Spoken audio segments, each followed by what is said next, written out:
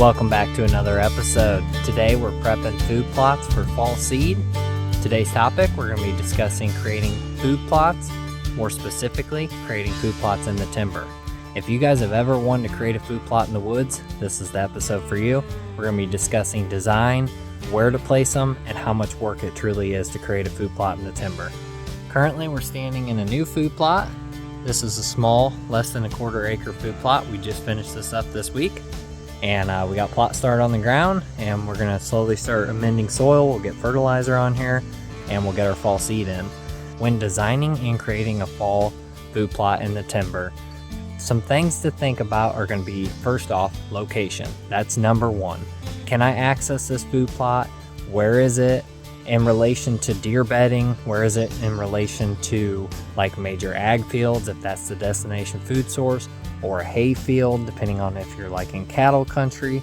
So that's going to be the first thing we're going to think about, is where to place this food plot in relation to bedding and major food. Can I access this food plot? Is this a food source I'm going to be able to put a blind or a stand over? Those are things I think about before I ever even fire up a chainsaw or get heavy machinery in a location. So that's number one, is going to be the location. And after I figure out the location, then I'm going to need to figure out how much work it's going to be. When designing a timber plot, the most important thing is going to be the right spot, not the easiest spot. I can't emphasize that enough.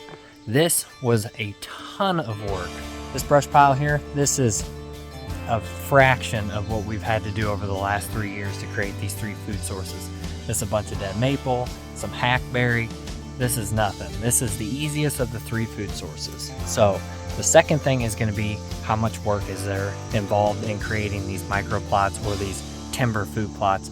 And that's going to depend on size, depend on the size of trees. So with this food source, this was the least amount of work of the three, and it still took me about 3 weeks of cutting just to get this done. My larger food plot, it's a little over half an acre, closer to an acre, and I've been working on it for 3 years. I brought a dozer in, we dozed out all the honeysuckle, all the invasives, and quite a few hardwood trees that we could tackle with it. But it wasn't that big a dozer. I wasn't able to take out a lot of the big hackberry trees and elm trees. I had to come in with a chainsaw and cut a lot of that stuff out. There was some hickory in there I had to cut out. Unfortunately, there was a lot of hedge trees. Those are a mess to deal with. So I've been taking my time, and I've been working on this for the last 3 years. So the second thing is, how much work is there involved? And don't let the work discourage you from using the best location to create a food plot. I don't want to just go on a farm with bad access that's not high odds of seeing a mature buck and clearing out an area just because it's mostly open, or say it was already, old field that just was left go. And I thought, well, this is going to be easy. I'm going to plant a food plot here. I want to plant a food plot in the best location to possibly harvest a mature buck. I want to attract mature bucks onto my farm. I want to hold mature bucks in daylight, and you're going to need to find the right location, even if it's a lot of work. So don't let the work discourage you, but you are going to have to be willing to put in some sweat equity to get to where even I've gotten in the last 3 years on this farm.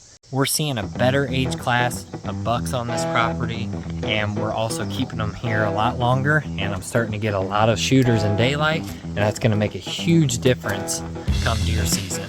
This, I feel like, is going to be the best year. This is going to really showcase all the hard work that we put in is going to be this season, and hopefully we can capitalize.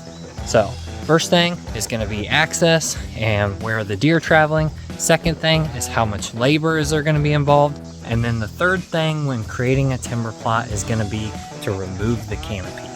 So that's what we're doing in this food source today. We're going to come through along this creek side here, and I'm going to fell some of these non-desirable hardwood trees, open up this canopy, and get sunlight in here. This is the shadiest of the three food plots, and I can guarantee if I was to broadcast and cultipack seed on this, even before a big rain, it would germinate, start to grow, and then it would get stunted due to the shade. So after you've drawn up the map and laid it all out, and you figured out where you're going to access these food plots, how you're going to design them, and you clear them out, and then you want to be thinking about, on those transition routes, where can I be placing deer stands? Because if you can't capitalize on the movement from the bedding to your food plot, then there's no real reason to have that food source there, especially if those deer aren't showing up in that food source until closer to dark.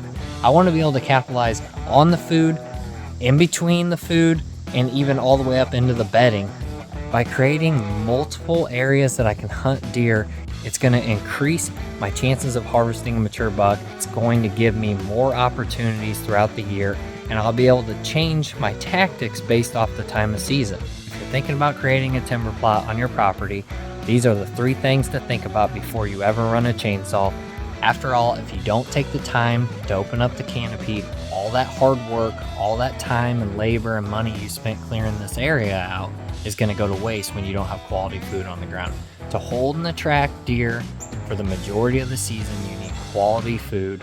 Hope this was helpful for you guys, and if you're not already out there mapping out your property to make timber plots, get out there, do so. This is still a good time of year. Even if you can't get in and implement it before deer season, you can start mapping it out now. At the end of deer season, when winter comes through, that's a great time to fire up the chainsaw and start cutting. Thanks for tuning in on another episode. We'll see you guys next week.